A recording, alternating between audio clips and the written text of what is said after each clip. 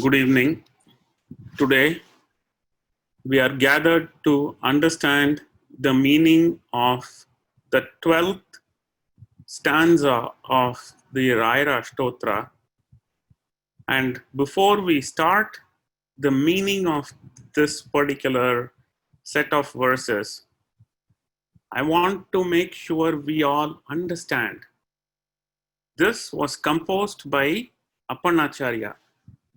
Apannacharya was Rairu's Shishya number 1, if you will, right hand man. Call him what you want in the terms that you can relate to his closeness to Rairu. His closeness to Rairu was so important that Gurugalu sent him away on a mission to another village across the Tungabhadra much before he planned to enter into the Sajaiva Samadhi. If Appanna was in Mantralaya, he will not let Rairu get into that Vrindavana. So Rairu sent him out on a mission. He hears that Gurugalu is taking his Vrindavana and he rushes back and the Tunga is in spate and he is singing about Rairu as he comes. So Appanna is singing this entire stotra as a servitude composition to his Guru. So he is holding the feet of Rairu and he is praying to his Guru, saying, "Hey Gurunatha, please grant me that one wish of mine to spend the last few minutes seeing your divine face before you enter into the Sajaiva Samadhi."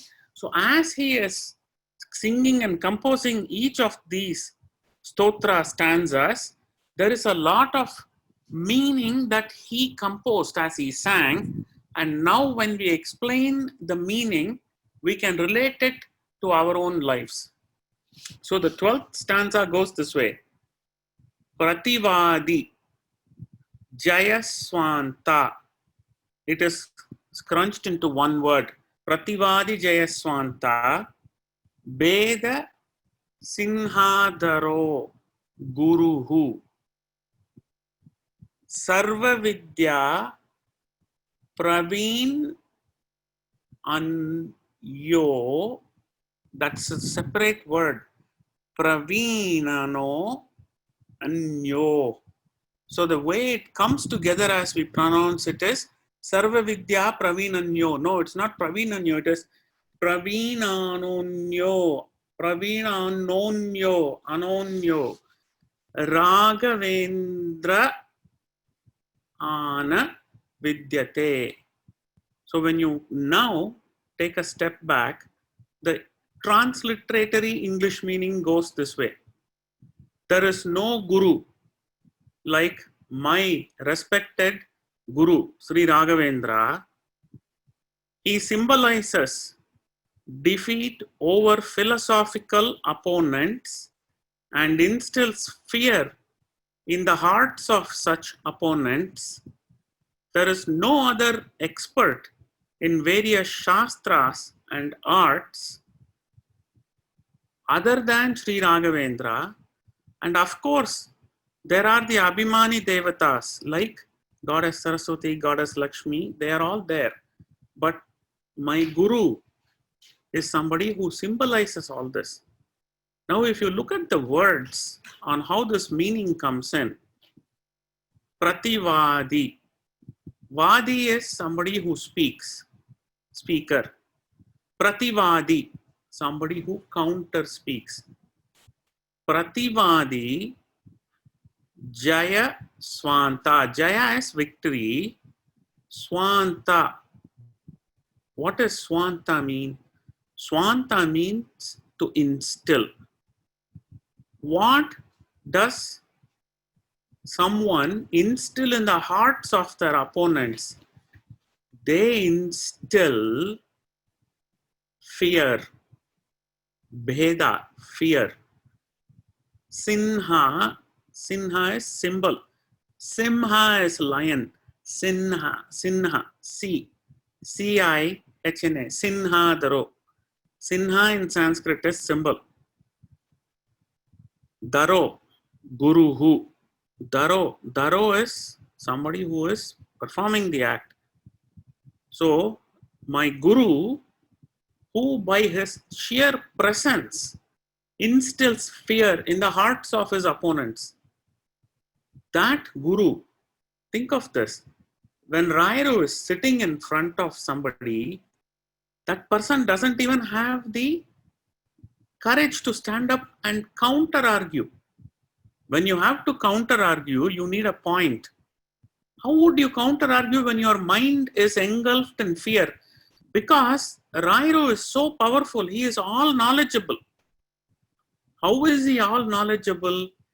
Because he shows his mastery in all forms of arts, in all forms of sciences, in all forms of economics, in all forms of religion, in all forms of spirituality. Each segment, he shows how he has mastered and learned the art. Sarva Vidya Pravina. Sarva Vidya, all forms of arts, the 64 forms of arts. Pravina, somebody who is an expert.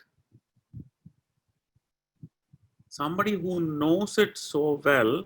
Sarva Vidya Pravina Anonyo. Anonyo. What does Anonyo mean? The word Anonyo has a specific meaning of somebody beside. Anonyo. Somebody beside. Sarva Vidya Pravina. Anonyo Raghavendran na vidyate. If there is somebody else outside of this Guru of mine who has conquered all these arts and sciences, leave the Abhimani Devatas aside. If there is any one person who is existing in that day and age, please come in front of me. So he is asking his Guru to show his mercy. He says, there is nobody like you. There is nobody who can do things like you. Now I'll bring this to the current day and age we live in.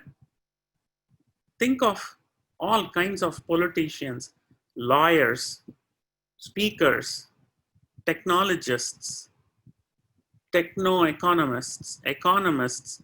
There are many of them who are skilled in speaking. It is called Vak Chaturya. Just by their speech skills, they can hold you enamored.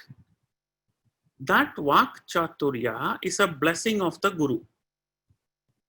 When somebody says, man, in your horoscope, Guru is always in the house of grace, you will never have an issue. What they tell you is, you are blessed by your Guru. Have servitude. Human ego takes it in the other direction. Oh, you are blessed. You have Guru in your grace, house of grace. Man, look at me. I am the biggest. I am the best. That's how we think. That is our ignorance. So what Aparna is doing is, he is teaching us. He is coaching us. He is giving us the ability to change that simple, silly thought of ours and ignorance of ours into servitude. And the minute this servitude becomes our way of life, everything else is going to happen. Everything else that you want, professionally, personally, whatever you wish for, the Guru will give it to you. So that is the meaning of the 12th shloka. That brings us to the conclusion of this week's explanation of the Ashtotra shloka.